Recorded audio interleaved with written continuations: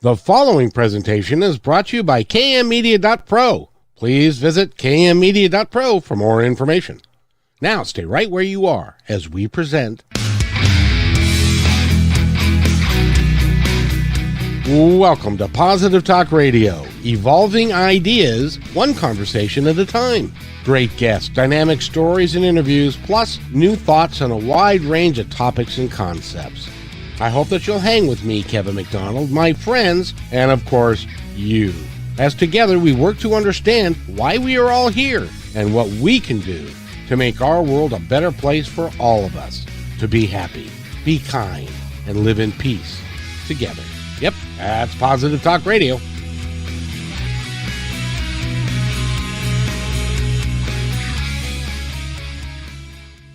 To a very important episode of Positive Talk Radio.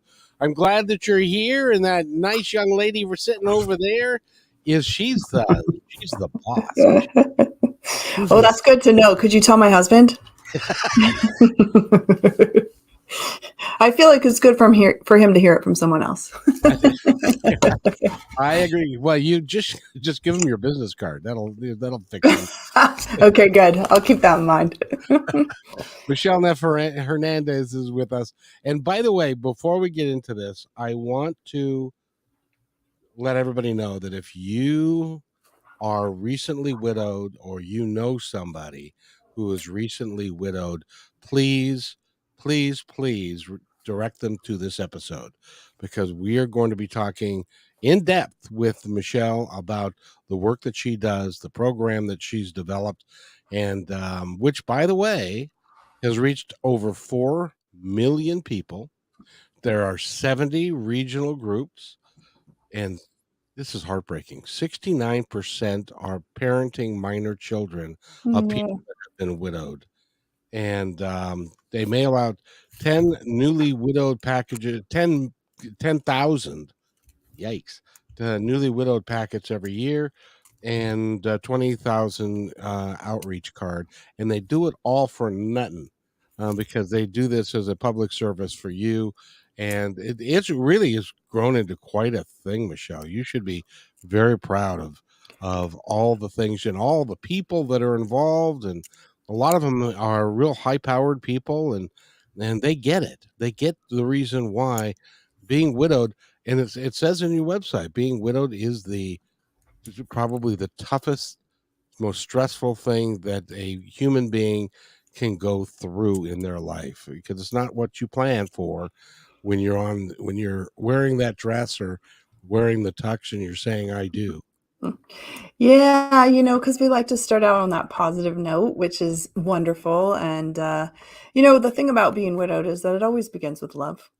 And what I think it's useful for people to remember is that love always continues. And so if you know a widowed person and you're thinking to yourself, why is it that they just seem like they're not getting over it?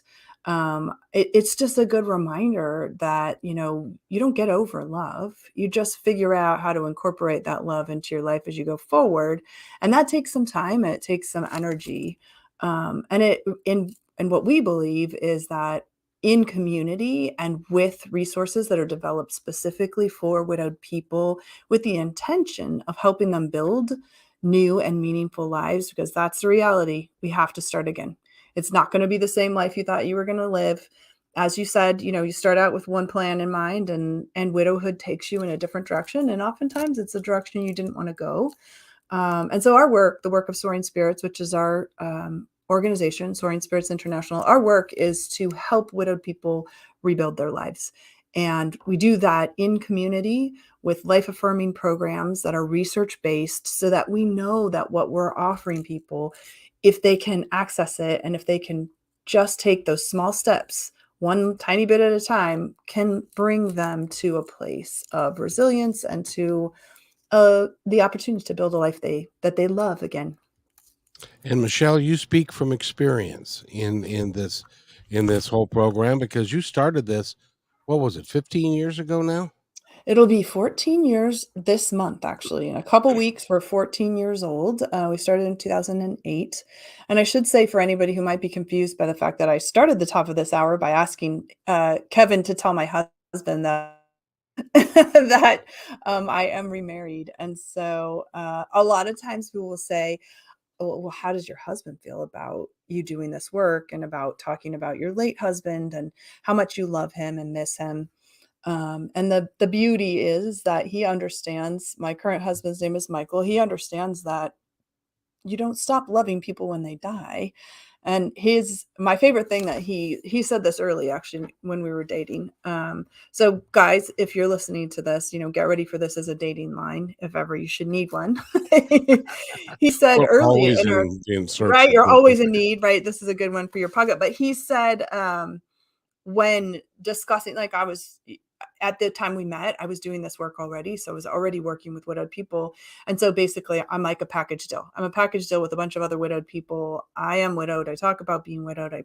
I provide services for widowed people. I've written a book about my experience. And so I said, this is kind of the deal. This is how it is. And he said, the thing for me is I don't understand why, like if you were to, if your grandmother dies and you keep loving her, people think that's beautiful and so wonderful that you remember her and that you can speak about her. He said it just doesn't make sense to me why if your spouse or partner died, people would judge you harshly for continuing to talk about them and continuing to love them. So it's a beautiful way of looking at love. Absolutely. And from my perspective, love never dies. Yep. And it continues on forever. But I will say that in the work that I've done in my life, people that pass over, unexpectedly or otherwise, they want you to have the absolute best life that you can, and for you to enjoy every day that you're on this planet until it's your time to go, and then you get to see them again. But until that time, they really want you to enjoy yourself, and a lot of times we have trouble understanding that, don't we? Well, I think also we just have trouble getting there emotionally. And so, for people who are like, "Oh, whatever, Kevin," I just wanna say that, sometimes it takes time. And so there is a period where, grief is really hard to carry. And so oftentimes during that phase, it doesn't feel like this desire of your loved one for you to live fully matters. You're like, "Whatever, you're dead. I'm here stuck. Like, don't tell me what to do." Maybe that was just me. But the truth, this is what I truly believe that, love always has the best interest of the person who is loved at heart, right? That's a definition for what loving someone is. And so being loved by Phil, my late husband, I know that he wants for me, everything that I can have that would make me happy, everything I could have that would be joyful. Now, it takes a little time for me to find my way to that and to reconcile the fact that that hopeful, joyful life would be without his physical presence. And I think that's where you find people getting stuck, no matter who it is they grieve. If they're grieving their parents, if they're grieving a sibling or a friend, oftentimes we find ourselves in grief thinking, like, how can I be happy when this person is not present anymore in my life in the way that I have been accustomed to them, being present? And I like to say that because I want to make sure people all my dead loved ones are still a part of my life. They're all in my life still. And that's because I welcome a continued connection with them. And I believe that finding a way for them to influence your life and be recognized in your life is part of how we heal and how we can build a new meaningful life, because I can't leave Phil behind. He's part of who I am. I'm part of what I've done with my life is a reflection of, my experience grieving him. And so if you struggle, if you find yourself right now thinking, I don't know how to be happy when I'm grieving, just know that that's normal. It's a process, and that your loved one wanting you to be happy doesn't equal necessarily automatic happiness. But I think that it can serve as a reminder that love always has the beloved's best interest at heart. And if that's true, then your person who loves you wants everything wonderful for you. But that's what I like about what soaringspirits.org does, is you help people get from where they are to where they are then capable of picking up the pieces and moving forward and living their life. And then you do it through community. I can't think of a better way to do it. Well, yeah, and, the other thing is we start out by just allowing people to be where they are.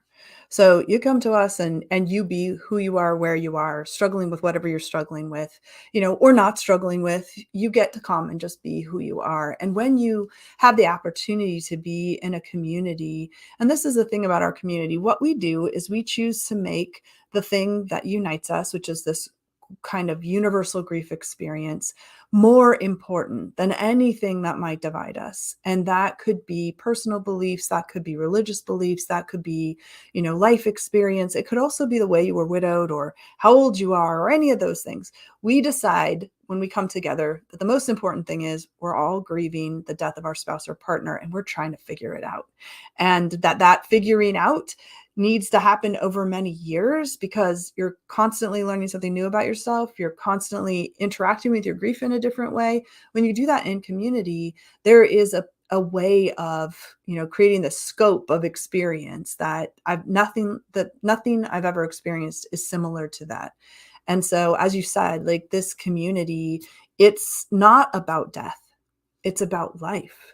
And so when we come together, people imagine that if you're at Camp Widow, you're constantly talking about death and you're constantly talking about grief. The reality is we're always talking about life and about, what's happening right now and how, yes, what our grief experience is influencing today. But mostly what we're doing is trying to get through so that we can together welcome a life that suits the person we're becoming, through our grief experience. And when we're handling grief all by ourselves, sometimes we can't see the forest through the trees, Absolutely. and it makes it really, really hard to move forward. But if you've got a group of people, because I think everybody, now you tell me, people grieve differently, don't they? Absolutely. It's so funny because it's the most universal experience and also the most unique. So on the one hand, every person in the world is going to grieve. And on some level maybe grieving right now. And that'll be on different levels and for different reasons and about different things. So we have this universality of experience, and yet everything about who we are and where we live in the world and the access we have to resources and what our death experiences were are going to influence how we process what we've experienced. It's an incredible it's just an incredible experience. It's a transformative experience, and that's for every single person. And even the people who choose not to process, right? They're transformed by the choice they make not to process. And so this grief experience, it's transformational whether you like it or not. And and I don't say that to be flip. I really mean that. You are transformed by grief, whether you choose to acknowledge the transformation, whether you resist the transformation, whether you embrace it 100%. No matter what, every person who grieves is transformed by that experience just by the fact that we now know things we didn't know. We know what it's like to live in a world without the person that we're grieving. And, that in and of itself is transformative. Yes, it is. Yes, it is. And some of us, and that's why I really like having you come on the show and talk about this, because everybody needs everybody needs somebody. Everybody needs help. And you can't, if you're grieving for somebody and it's been 10 years and you just can't get past it and it's affecting your life in a really negative way, you need to reach out to someone like Michele, who can then help you through it and at your own pace, doing what you need to do, but working with uh, other people that, because it's like if you play football and you're on a football team, you cannot describe what it's like to be on a football team to somebody who's never played football. You could try. You can try, but they may understand it intellectually, but they won't understand it fundamentally and in a real sense. And somebody that has not, even like I was divorced 15 years ago, but that person is still walking around on the planet. So it's not the same thing. So I can't compare my grief experience of my marriage dying to somebody whose spouse actually dies. So we don't, if we haven't gone through it, you don't really know how to deal with it. Is that fair to say? I think it is, and I also want to just acknowledge a couple things. One is that when the person you were planning your life with dies, oftentimes that's your sounding board, right? So you said that it's difficult to grieve, on your own in isolation, and I like to, call that the court of me, myself, and I. And when you get stuck in a loop with you, yourself, and you, it's really hard to get out if you don't have some additional perspective. And oftentimes, when it is your person, the pivotal person in your life, spouse or partner, then your sounding board as well, you end up in need of another sounding board. And that's where community can come in. That's where the key people in your life can come in. And, that though they may not have experienced the same exact thing if they're the key people in your life, what you want to surround yourself with are people who support and love you, because the grief experience takes however long it takes, but it does require us to actively interact with our grief. And so there was a man that one of the key programs for Camp Widow or for Soaring Spirits is called Camp Widow. There are two versions. One's a weekend long, one's a single day. And the purpose of this is to come together in community to access tools and resources that will help you rebuild your life. So I got a call from a man who'd been widowed 8 years, and he told me that he had been engaged 2 times during that 8-year period, and that both engagements ended before he could get married. He said, "I don't know what's wrong with me, but I think it's possible that I haven't dealt with my grief over my first wife. And do you think that it would be valuable for me to come to Camp Widow?" And so I said, absolutely yes, I do think it would be valuable. And sure enough, he came and he felt like for the first time in his 8 years, he had the space mentally, emotionally, and even this physical space that he was in, right, to be able to engage with his grief. And so I tell that story because I think we judge ourselves harshly, and certainly our community can judge us harshly if, like you said, it's been 10 years and you think to yourself, "What's wrong with me? Why am I struggling to engage in life 100%? Why is it that I still feel sad about this person who died?"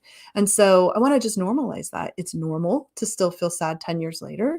It's normal for you to have a trouble re-engaging in life if you haven't actively interacted with your grief.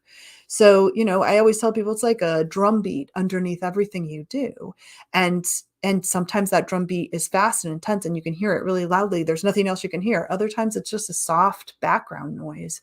But we always have the need to interact with our grief in order to process it. It won't go away just because we're not looking at it. And in fact, if you ignore it, it gets stronger. And it comes out in our bodies, it comes out in our mental faculties, it comes out emotionally, it comes out in our relationships, our job performance, our parenting. If we don't actively engage with our grief and find a healthy way to process it, then the grief will demand our attention by coming out in a variety of either negative coping techniques or physical ailments, mental ailments, the inability to engage with people emotionally. Your grief will have its say, whether or not we welcome it. And so, what we hope to do at Soaring Spirits is give people support while they have that interaction with their grief. That's why we sort of call it holding space, right? Holding physical space as well as mental and emotional space for people to know that they're safe to be however they are, to feel however they feel about their grief, and hopefully to engage with it in a healthy way to be able to take them forward. Step by step through what is a natural process that we here in the US especially struggle to embrace. Exactly. Now, I want to change the topic just a little bit, if I can, Are and we going that to talk is, about football? yeah, let's talk about football. No, what I wanted to ask you is, throughout history and throughout time in the last 20, 30 years, there have been lots of people who have been widowed. And what was it about you specifically and your experience?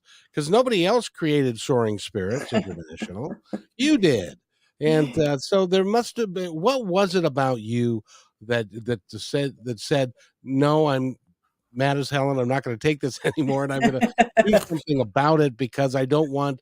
Well, you tell me what motivated you to start Soaring Spirits International. Well, first I wanna say that, in some ways, it was the accident of, not really knowing what I was starting. So, I'm as shocked as anybody else as where this organization has grown to, and now more clear than ever about what our potential is. But, I started it just because I didn't in my local area, I couldn't find anybody else who was raising kids and was widowed. And so I thought, where do you find those people? And I started just asking people if they knew someone who's widowed that I could connect with. And in those early days, I ended up interviewing 30 other widowed people. And my intention was just to find out some practical things. I wanted to know how long I was supposed to wear my wedding ring, what I was supposed to do with his shoes. I wanted to know if people slept on the same side of the bed or on a different side of the bed or on a different bed altogether. I had these like very practical questions, and in my mind, the only person who would know the answers is somebody else who was widowed. What I soon discovered was that there were, of the 30 people who I asked the question of, 30 different answers. But the joy of that was that then whatever I chose to do sort of fit within this beautiful scope that I was creating. And at the end of those interviews, I realized that the thing that I felt most hopeful about, when I thought about my life in a hopeful way, it was after meeting with those widowed people, because I saw that they were still doing it, that they were creating lives for themselves, that it was possible to live through this, which sounds dramatic. But I have to say that I could not believe the pain I felt didn't kill me. Like, how is it that you can feel this level of emotional pain and live through that? One, and then two, how do you like re-engage in life in a joyful way? And it was meeting other people that proved to me that that was possible. And so for me, wanting to offer that space to other people, that was a motivating factor for Soaring Spirits. I wanted to hold an event, which turned out eventually to become Camp Widow. I wanted to bring widowed people together. Anybody who had had, a death of a spouse or partner, I just thought there's got to be some of them that want to come together. And after that first event, which was held in 2009, I thought, this is magic. Like, I felt compelled to continue it. And then, that led to asking widowed people, what do you need? And discovering how could we answer that question. That led to research about widowed people, in particular younger widowed people for whom there's much less research. That led to continuing to advocate for the support of both the people around the widowed person and the widowed person as they continue to recreate their life. And then, of course, I met the widowed people over and over again whose lives were transformed by meeting each other. And I thought, if what's required of me is courage and dedication, that's a small price to pay to be able to offer someone a lifeline through what for me was one of the most difficult experiences of my life. And you said it at the top of the hour, it is rated on one of the most commonly used stress scales, that the death of a spouse or partner is the number one most stressful thing you'll live through in your life.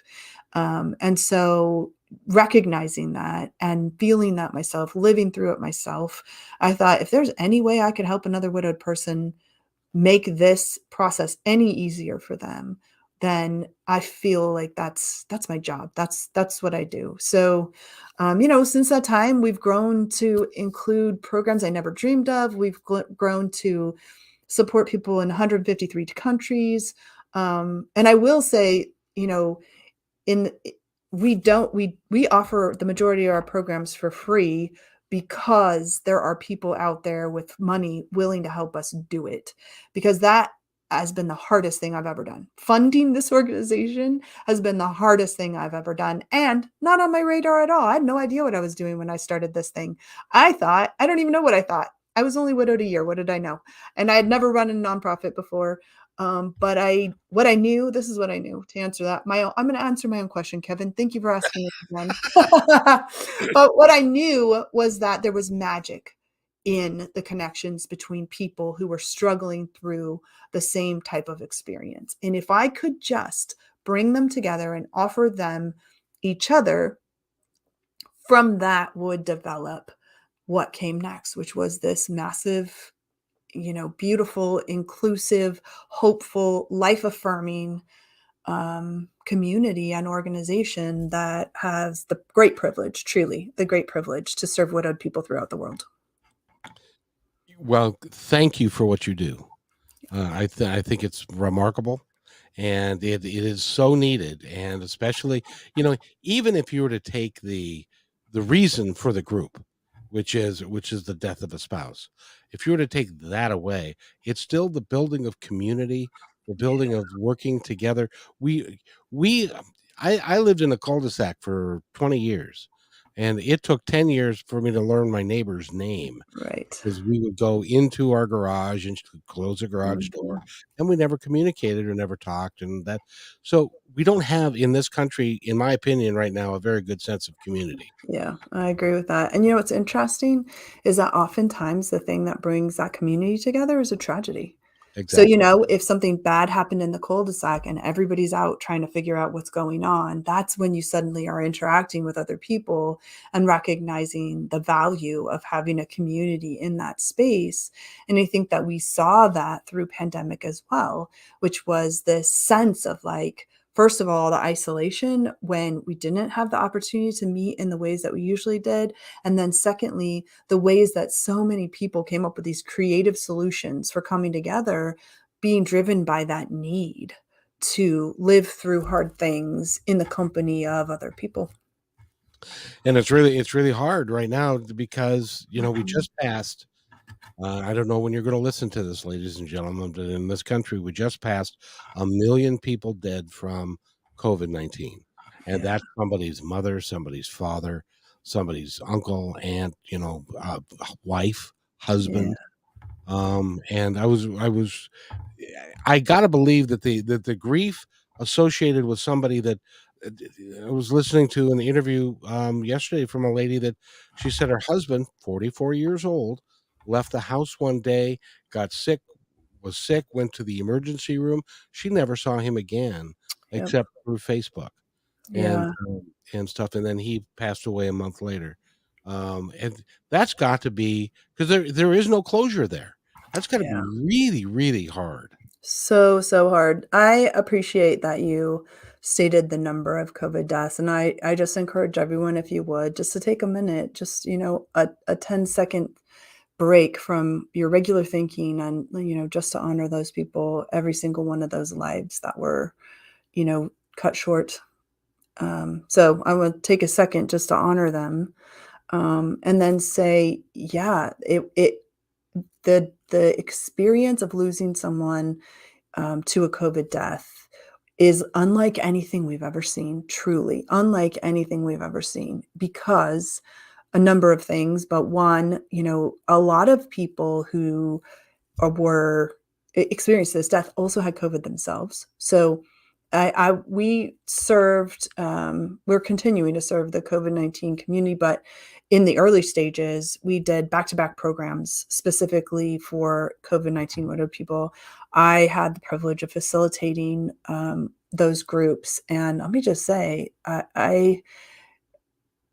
it boggles the mind, the pain that would come from not only never seeing your person again, you know, but the the constant barrage, right? I always tell people my husband died in a cycling accident. It would be like if every time I went to the grocery store, I saw the word cycling accident on everything. Every time I turned on the radio, every time I turned on the TV, every time I had a conversation with my neighbor, the thing that killed these people's partners was such a global phenomenon that there was no way for them to escape. And not only that, but it was then a controversial phenomenon. And so now you've got people. There was a woman that was walking down the street, and her husband had died of COVID, and she had a mask on, and she was outside. And the person approaching her said, you don't have to wear that mask out here. And she said, "My husband died from COVID." And the person backed up from her because probably had like an emotional reaction to what she was saying. And also that sense, do you remember that sense when it was always like, wait, but do you have COVID? Yeah, It was exactly. like that backup step that she took from her.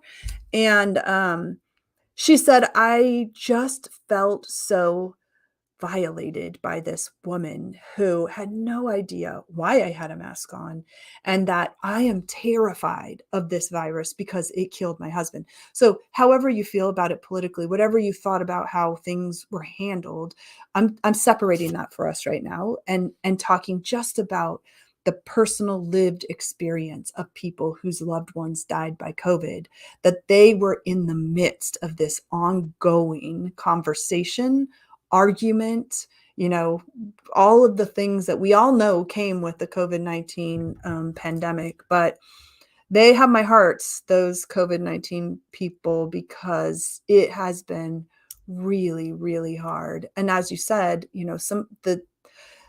the sense, I think everybody struggles with their own sense of closure, whatever that looks like for anyone. But what I know for sure these people never got was the opportunity to engage in end of life with their person in any way. And even, for me personally, sometimes when someone's in an accident, you don't have the opportunity to engage with their physical body in the same way as you would if they died of an illness and you were there. But you would then have the funeral. You would then have the opportunity for people to come together. You would have whomever was in your community in your living room, maybe, or, they got none of that. Not only did they not oftentimes get to say goodbye at all, some of them did it through an iPad. Some of them did it on the phone. Some of them had to ask nurses or doctors to hold their hand or kiss their forehead or whatever it is that they would have wanted. And so will be traumatic waves from these deaths for a long time. I agree. And now they're talking about this long COVID thing where people Yeah. are having, symptoms that are lasting for a very long time, Mhm. and sadly we're not done yet. So I Yeah. would like us to, as a community of the United States of America, as a community, to kind of come together and say, if somebody wants to wear a mask, by God, let them. Yeah. I'm 64 years old. I wear a mask because I haven't had COVID. I don't want to get COVID because it might kill me. Yeah. And I And you got don't know who's caring for whom, like you just don't know. You can't know. And so I think the thing that happened is that when you wear a mask, we start making assumptions about all kinds of things about what that means for the person doing it when we don't actually know. And I think if we could just give ourselves and each other grace and just allow, do what's best for you. And then when needed to step up for your community members, step up for your community members because it is, I can tell you, I have heard the most heartbreaking stories around COVID deaths. And these, like I said, there are waves of this trauma and I recognize that in all ways, right? There's ways this trauma will influence all of us for a long time. I have a friend that's a sociology professor, and she said, we're going to be studying 2020 for decades. Yes, we will be, Yeah, because it because it's a it thing. Yeah. it really is a thing. And Mhm. it's important for us, you know, we're talking about death a lot here, but death is a part of life. And Yeah. what you are doing with Soaring Spirits is that you are trying, or you are actually working to bring life back to people that have faced some of these horrific, horrible, awful things, Yeah. and to realize and to get together with community. I think that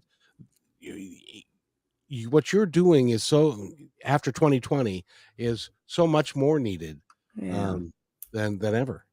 And Yeah, and I think the thing is the need, when we talk to people who are supporting our work, I always say to them, we're not solving anything. This what we do is going to be needed for as long as humans die.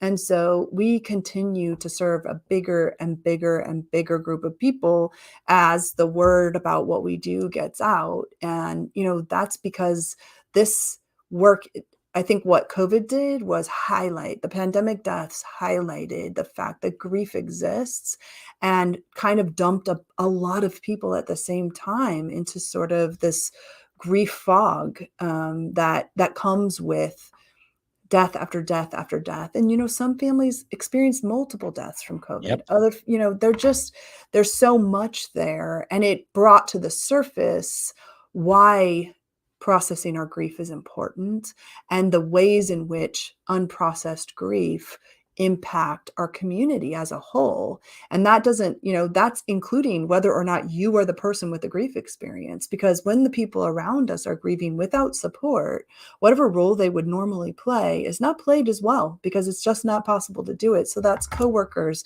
that's family members, that's neighbors, that's people who are a part of committees. All of us were grieving at different points and different times in different ways. And suddenly it was like, oh, wait, this grief thing is important. We need to be able to support people in grief. I think that's a lesson that the pandemic has taught us, sort of, how long our memories can go sometimes. But I want to mention one thing you said, especially for us here in the US. Death is a part of life. And in the US, it's like we only can value the life part. We can't value the death part. In other communities and other places, life and death kind of blend in a more natural and normal way. And so you offer the support because of course you do. It's a part of life. But for us, we're really life focused here in the US and grief averse and often grief illiterate. And I think that has cost us in this time of global grief because we don't quite know what to do with ourselves. And, like I said, we've been here for 14 years, kind of in the middle of the grief circle and watching it expand in this way. And stepping into that gap in the ways that we are able to as an organization has been an incredible challenge and also an incredible privilege. Absolutely. The work that you do is outstanding. But you're right. Here in the United States, the way we've got it set up is, well, as an example, my brother-in-law took his own life Mhm. 20 years ago, but we never saw him again. Never saw his Right. body. Never Yeah. saw, never processed it through. In Mhm. other cultures, when somebody dies, people come and say goodbye, Yeah. and it's part of the circle of life. We Mhm. hide them.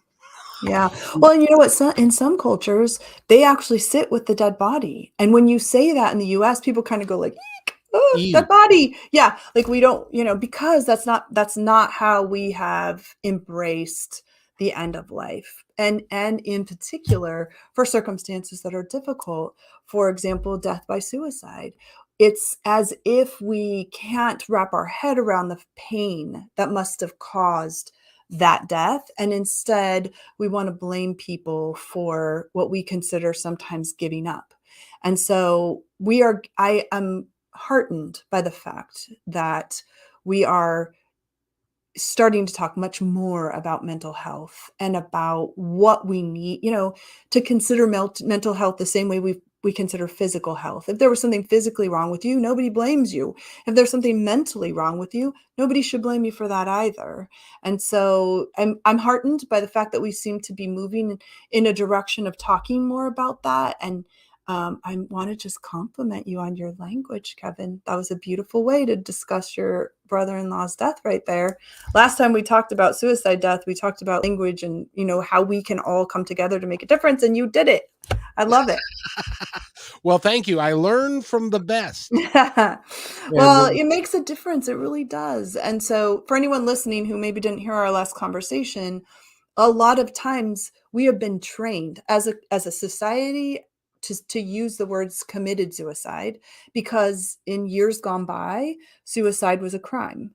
And so you would have committed a crime if you took your life. And so it's taken a long time and a lot of work to change those laws.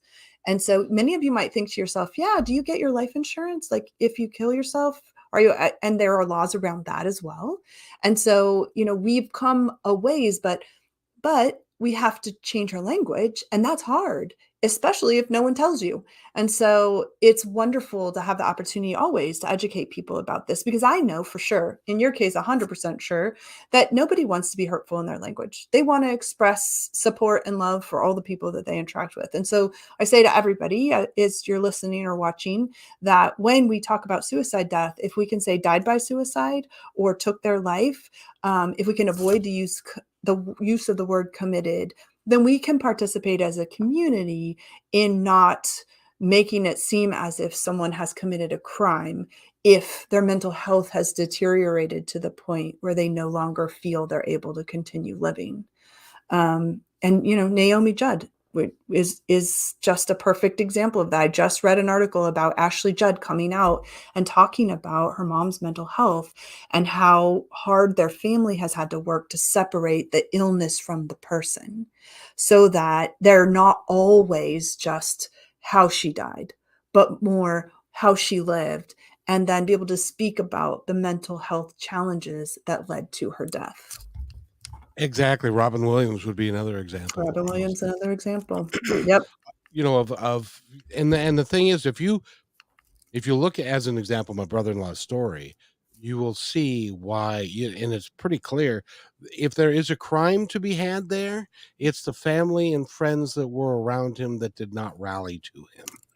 And he felt alone and isolated, and he got a bill for $1 million, and Hmm. nobody. And so it was kind of one Yeah. of the. So my advice to people is, by the way, this was right after he became a widow.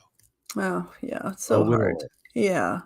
And so if he had Soaring Spirits, he could have gone there, gotten the support that he needed, that clearly his family was not capable of providing for him.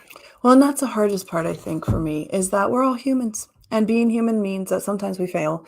And in these, and in sometimes we're incapable. And so the beauty of having organizations like Soaring Spirits serving in this way is that it allows an organization to come alongside someone and either augment the support they're already receiving, or step into that gap of the absence of the support if they don't find themselves in the fortunate position of being supported by other people in other ways. I always say to people, it's ironic that I started Soaring Spirits because I was really well supported. I had a great family who was with me throughout. They didn't leave me for 6 weeks. I had friends, I had a community, I had a work community, but I didn't have any widowed people.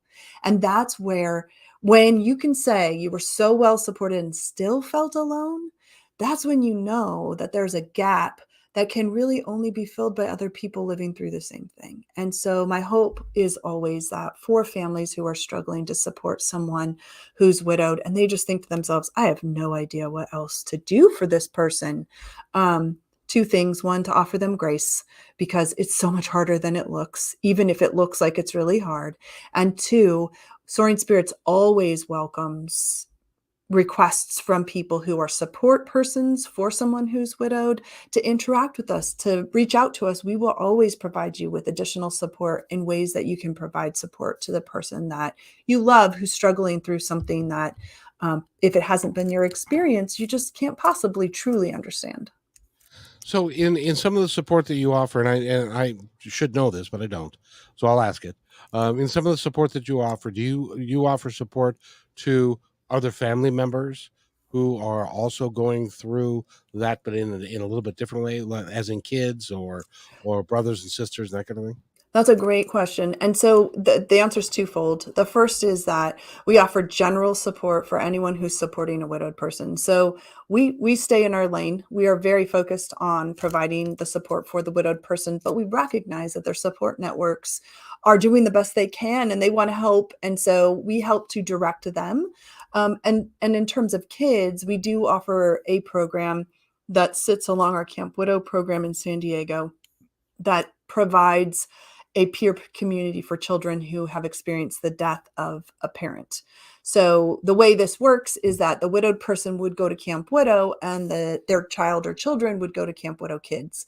And those programs run simultaneously so that while the parents are interacting in their peer group, the kids are interacting in their peer group. They come back together at night and they go back to program in the morning, and then same thing throughout the weekend. So That is currently only running in one location in San Diego because we just haven't found the funding to expand it to other locations. But it's an incredible program because you can imagine, like, the whole family gets to come. The parents get to interact with other parents and other adults while the kids go to a place where, imagine being a child in, a kindergarten class, and you're the only one with a dead dad or a dead mom. And so oftentimes you're the kid who has doesn't have anyone to come for, dads for donuts or whatever other thing they might be having at school. Yes, Um, father-daughter tease, that. yeah, all of those kind of things. And so when they come to camp, the room is full of other kids who have had that experience as well. And so we create sort of this peer community for children who have experienced the death of a parent. So that program runs from the ages of 5 to 17. And then we offer our 18-year-olds an opportunity to volunteer as team leaders in engage in that way. So it's been a really beautiful outreach. It's one of the things that's kind of grown as the programs have grown. But our focus, our laser focus is, how do we help widowed people? Because when we do, we help their families, we help their communities, we help their businesses, we help our global community. Because until we are able to re-engage in life in a full and meaningful way, then the chances of us struggling with complicated grief or with all of the physical elements or mental ailments that come with unprocessed grief continues to rise, and that's not good for anyone. So our hope is that through serving really intentionally for our widowed community will also trickle out to all of the people around them as well. Well, it's interesting that you say that because like when you go get in on an airplane, and the stewardess says or steward says, and in the event of a depressurization and the mask comes down, we want you to put the mask on yourself first, and then help the child next to you, or the person who's acting like a child, and. And the reason that they do that is because they don't want you to pass out. Because if you pass out, you can't help them at all. That's So exactly right.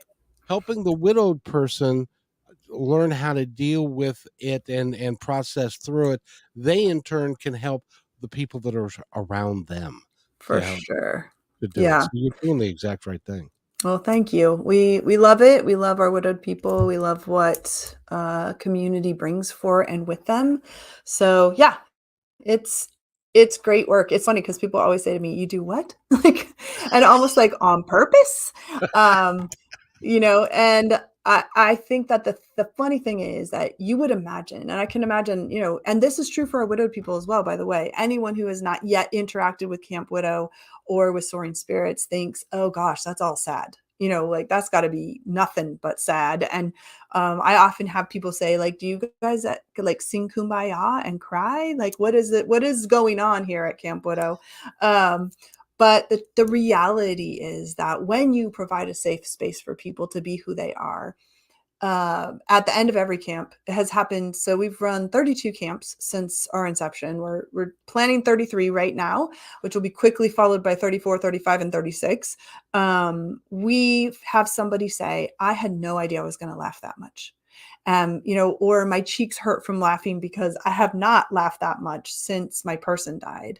And it's because in community, you have the opportunity to kind of be free. And in that freedom, there exists an unexpected joy. And so often people go home from camp thinking, "I don't want to go back because this is my first interaction with joy that felt safe, that felt real." And our hope is that they take that joy home with them and access it throughout the year, and that they continue to interact with our programs to refresh that. But so often, people make they have the expectation that the only thing we're talking about is death, and the only thing we're doing is crying.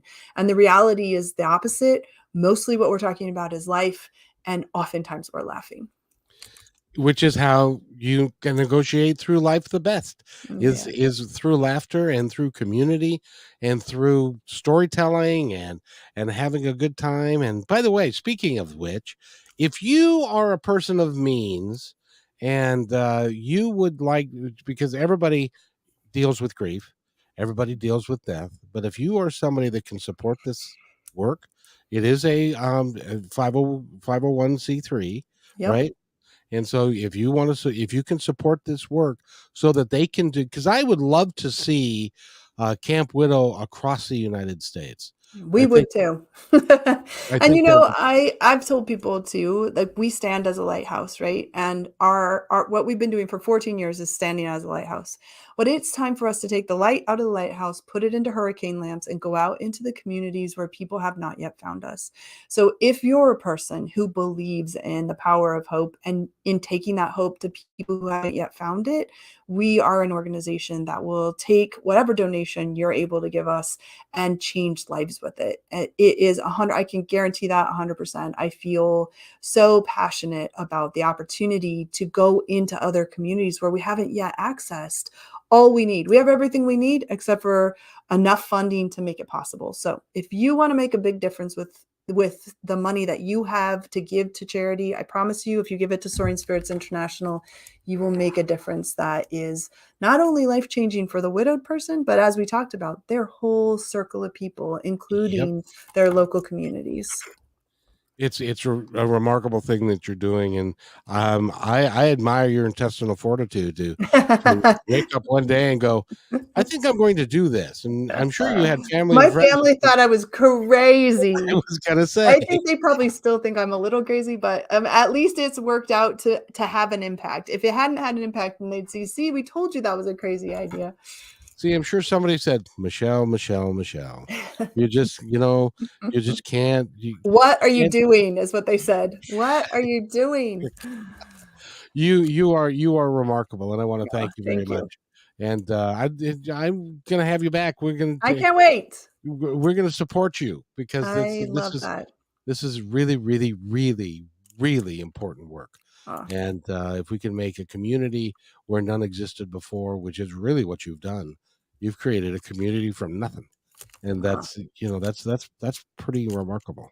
well, changing the world is a team sport, as you know, and the bigger your team, the more impact you can make. So I have an incredible team, and we welcome additional teammates.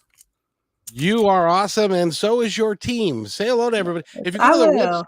If you go to their website, they got a ton of people on there, so that are volunteering and are helping and are putting it together. So our guest again has been Michele Neff Hernandez, and Soaring Spirits International is the company or the group, and soaringspirits.org is how you get there. So please give of your heart and do it.